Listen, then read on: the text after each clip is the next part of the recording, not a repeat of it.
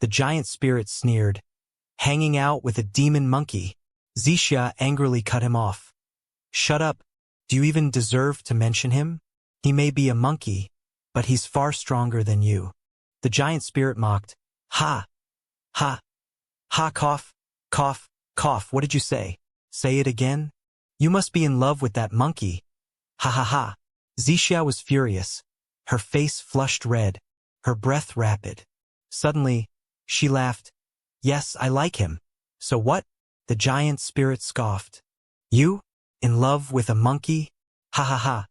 Ha ha ha! Cough! The giant spirit suddenly stopped, seeing Sun Wukong approaching.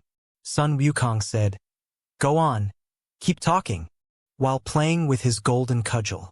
The giant spirit hastily said, I need to go check on the moon. Sun Wukong taunted, I'll escort you, and with a strike to the giant spirit's rear, sent him flying out. Far off, the giant spirit's voice echoed, Ouch! Sun Wukong leaned on his cudgel and laughed wildly. Another spanking, ha ha ha. After laughing, he noticed Zixia watching him. Sun Wukong asked, What are you looking at? Zixia smiled. I've long heard of the great name of the handsome monkey king Sun Wukong, and today is the first time I've seen you. I'm truly happy, really. Sun Wukong corrected, Don't call me the handsome monkey king. I'm the great sage equal to heaven. Strange. You're not seeing me for the first time. Zixia happily smiled. I hope to see you often, handsome monkey king. I've always heard stories about you. You're the hero in my heart. Really? Zixia turned and walked a few steps, then looked back. How wonderful. Such a person. Zixia walked away, and Sun Wukong stood still. The night in the peach garden was twinkling with starlight. Zixia said, Tell me more about your stories, about the flower fruit mountain, about your travels.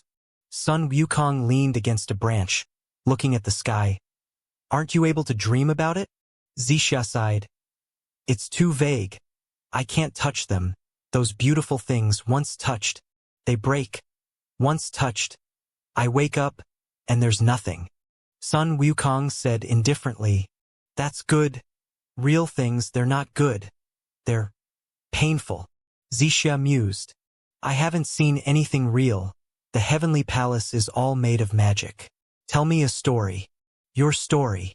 Sun Wukong shook his head. I don't have any stories, none. Zixia pressed. But what are you thinking about? Thinking of the past? Sun Wukong firmly said. No, I have no past. Zixia insisted. No, you're thinking about something. Don't think alone. I want to think with you. Sun Wukong impatiently said. Cough. Thinking can be shared or individual. Just think about whatever you like. Sun Wukong turned over and ignored her, closing his eyes but seeing the silver sea in his dreams. Zixia excitedly said, I thought of an endless sea. What did you think of? Sun Wukong coldly replied, Drowning. Zixia continued, I also thought of floating on the sea, under the vast starry sky. Sun Wukong mocked. Cold and hungry, Zixia described. Reaching the shore, wow, a world I've never seen before. So many things I've never seen. Sun Wukong warned, Don't get caught by anyone. Zixia continued, Arrived at a mountain. Puti Mountain. Sun Wukong doubted, Is there such a mountain? Zixia firmly said, I don't care. Anyway, it's a mountain with old vines and ancient trees, exotic flowers and auspicious grasses, birds singing and springs murmuring, deep valleys, wind blowing from the mountain, bringing fresh coolness, and faint songs. Zixia's eyes sparkled with imagination. Sun Wukong impatiently said, Are you starting to dream? You can fall asleep with your eyes open. Zixia suddenly said, I see you. Sun Wukong suddenly jumped up and shouted, Little girl, you sit here and bother me every day. Why don't you go home? Why do you bother me and not others?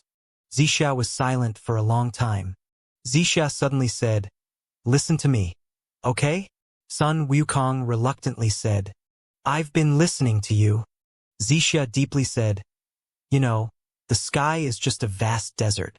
Zixia continued, It's built with exquisite things, but when they become part of the heavenly palace, they've already lost their souls. You know that, right? Sun Wukong asked doubtfully. What? Zixia mused. You know, they call me Zixia who always smiles. But no one can always smile, except for statues and fools. You know that, right? Sun Wukong simply answered. No.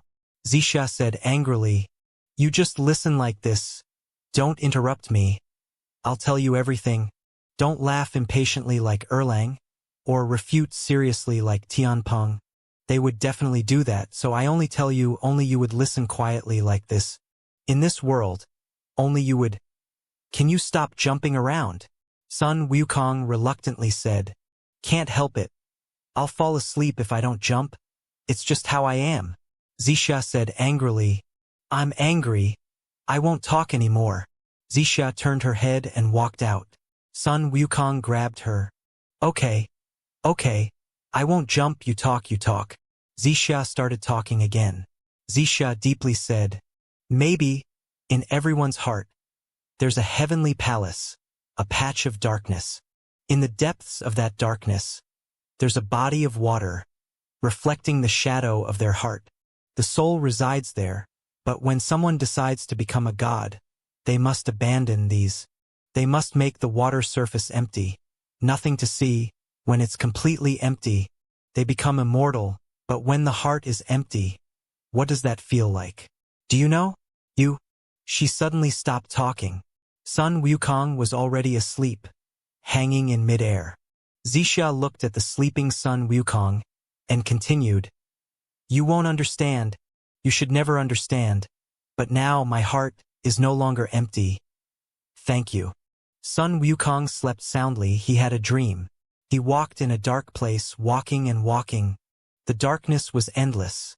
Suddenly a lake appeared. So he went to the lake. The water started to ripple, reflecting a beautiful countryside. Something flashed past the water surface. Stone, you're spacing out again? Zixia hadn't been to the peach garden for many days. She couldn't be found all over the heavens. Sun Wukong wandered around the heavens, causing trouble everywhere. Finally he sighed and returned to the peach garden. Sun Wukong muttered to himself, There's no one fun. That little girl can stand by the cloud for a year. Will I become like that someday? Handsome Monkey King, where are you? Zixia's cheerful voice rang out in the peach garden. Sun Wukong jumped out. Don't call me the handsome Monkey King.